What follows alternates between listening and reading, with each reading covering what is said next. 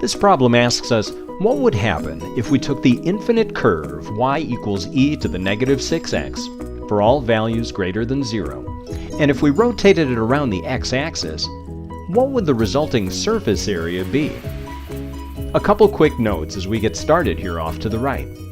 That the formula for the surface area in general when we rotate around the x-axis is the integral of 2 pi times y times the square root of 1 plus dy dx squared.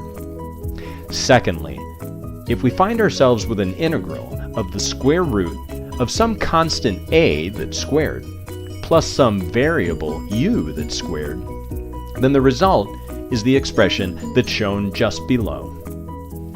In this problem, we have that y equals e to the negative 6x. So we want to begin by finding dy dx. The derivative of e to the anything is just e to the anything, so e to the negative 6x, and then by chain rule multiplying by the exponent's derivative to get negative 6. We'll put this now into the general formula for surface area. Since x goes off to infinity, the boundaries are 0 to infinity. Y is e to the negative 6x, and the square root is 1 plus dy dx, which we had just determined.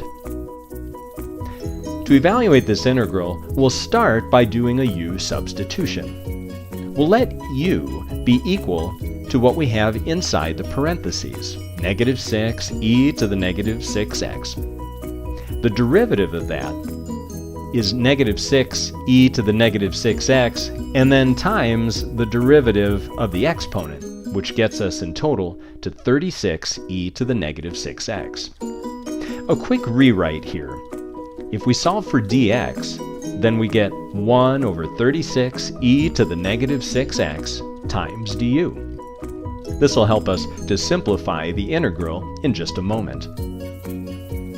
We'll take a closer look at the boundaries of our original integral. When x is equal to the lower bound of 0, the way we've defined u means that we'll get negative 6 times e to the 0, which is 1, so u is negative 6.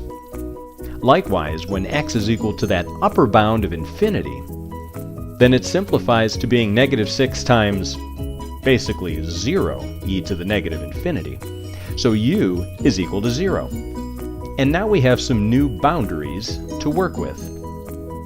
The formula for surface area now gives us, if we move the 2 pi to the outside of the integral, we write our newly found boundaries of negative 6 and 0. We still have the e to the negative 6x, but the square root has greatly simplified to be just 1 plus u squared. We'll replace the dx with the equation that we had determined for dx just a short while ago. 1 over 36 e to the negative 6u times du. And we see that these e to the negative 6x's cancel out.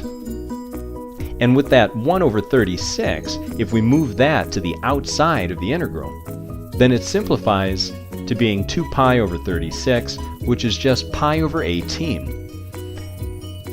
And we have the antiderivative of the square root of 1 plus u squared. Now we can look off to the right and see our second formula, noticing here that in the place of a, we have a 1. So we'll plug in the values that we have of u into this formula for the antiderivative. First, we'll plug in u equals 0 into the expression that we had found off to the right. So u over 2 then becomes 0 over 2. The square root, since a is equal to 1, becomes 1 plus 0 squared, which is 0, plus 1 squared over 2 times the natural log of 0 plus the square root of 1 squared plus 0. We're done plugging in the upper boundary of 0. It's time to plug in the lower boundary of u and then subtract that result.